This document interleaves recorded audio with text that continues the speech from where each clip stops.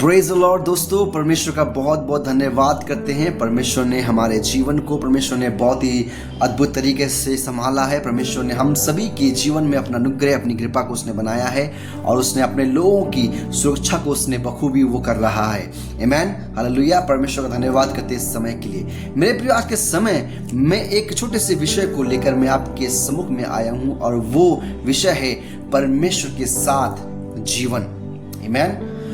जब हम इस चीज के बारे में हम सोचते हैं कि परमेश्वर के साथ जीवन के बारे में, तो मेरे प्रियो कुछ जो बिंदु हैं जो मुझे जो समझ में आया और कुछ चीज़ें जो मैंने जो सीखा समझा मैंने, तो उनमें से कुछ चीज़ों को मैं आज के समय में आपके सम्मुख में रखना चाहता हूँ।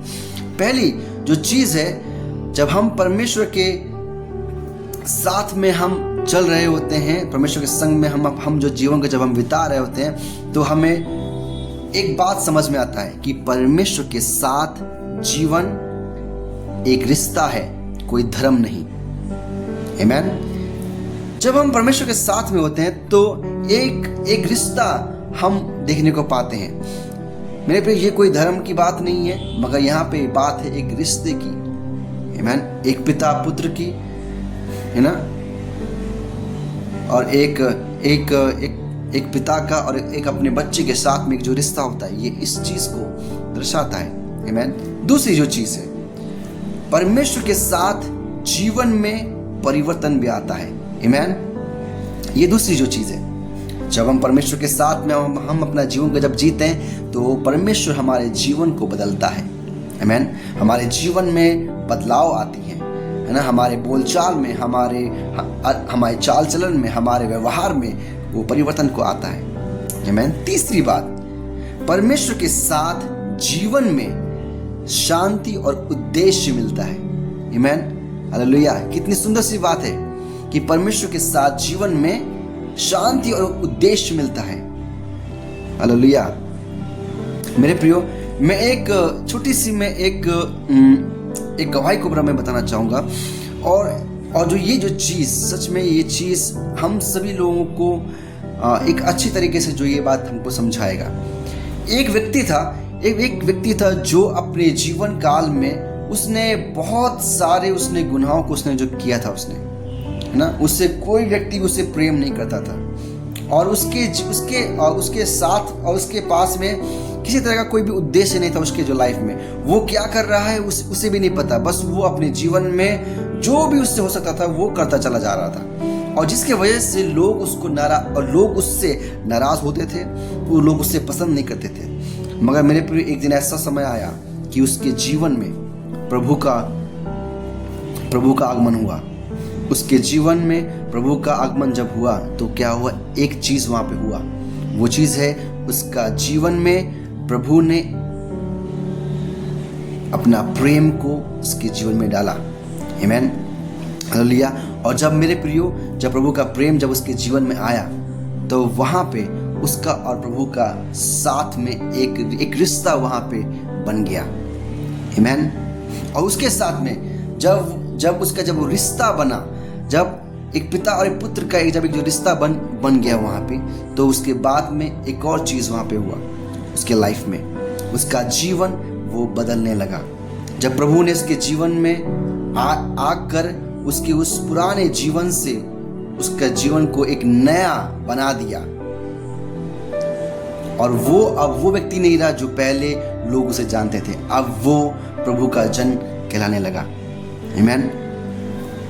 तीसरी बात उसके जो जीवन में ये हुआ, वो चीज ये है कि जब वो व्यक्ति प्रभु के साथ में चला, जब प्रभु का आगमन उसके लाइफ के अंदर हुआ, प्रभु ने जब उसके अंदर जो वास किया ना, प्रभु उसके साथ में जब चलने फिरने लगा, परमेश्वर जब उससे बातचीत करने लगा, उसका जो रिश्ता बना, उसके बाद में उसका जीवन बदलना शुरू हो गया।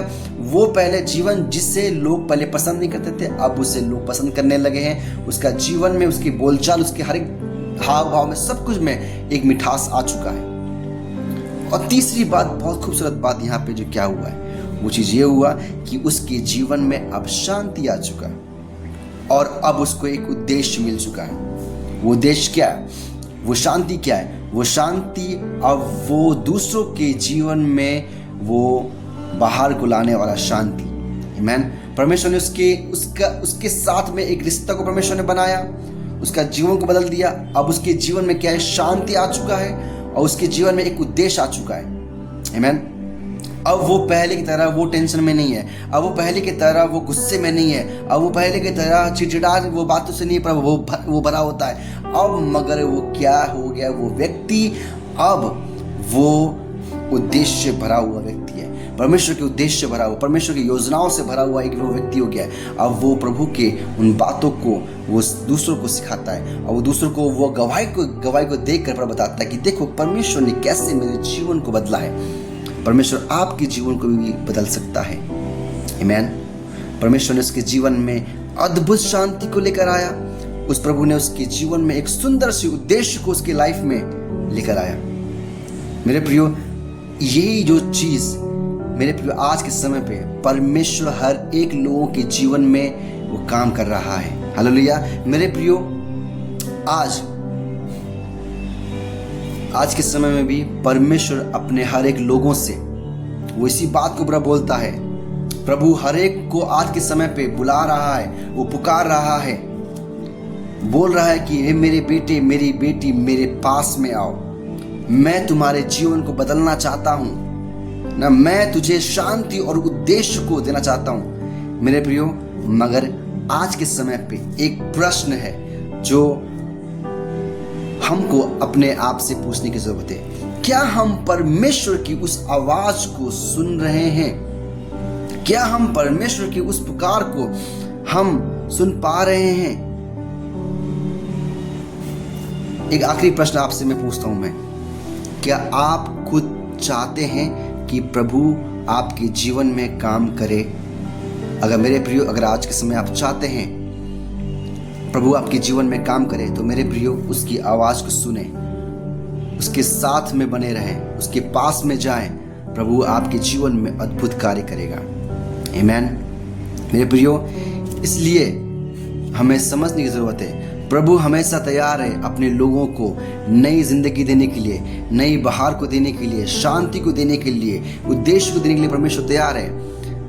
मगर क्या मेरे प्रियो हम और आप आज के समय पे परमेश्वर के पास जाने को क्या हम तैयार हैं? हमारे पास शायद बहुत सारे बहाने हो सकते हैं कि हमारे पास हमारे पास समय नहीं है, हमारे पास ये नहीं है, हमारे पास वो नहीं है, बहुत सारे बहाने हो सकते हैं। मगर क्या मेरे प्रियो हम और आप वाकई में तैयार हैं परमेश्वर के पास जाने के लिए? मेरे प्रियो, ये प्रश्न आज के समय पे हमें अपने आप से पूछने की जरूरत है। मैं आशा करता हूँ कि आपको आज के समय ये बात से आपको कुछ समझ में आया होगा, और मेरे प्रियो, और आपको ये भी समझ में आया होगा कि परमेश्वर के साथ जीवन कैसा होता है। आमीन। हालेलुया। सभी को जय मसीह। परमेश्वर आप सभी को आशीष दे।